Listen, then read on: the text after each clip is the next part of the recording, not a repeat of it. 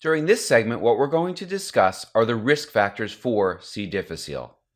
And I typically like to group the risk factors into three separate segments: demographics, medication exposures, and environment.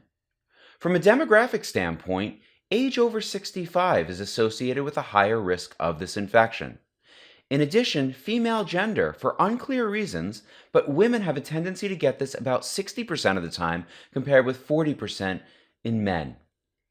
Any sort of immune compromise, HIV, chronic kidney disease, inflammatory bowel disease on a biological agent, any patient who has received a solid organ transplant and is chronically on immune suppressive medications, any history of C. difficile in the past.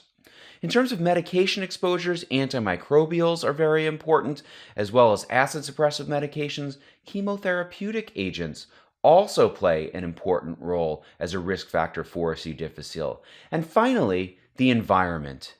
Do patients spend significant amounts of time in the hospital? Do they spend significant amounts of time in a healthcare facility, such as a skilled nursing facility?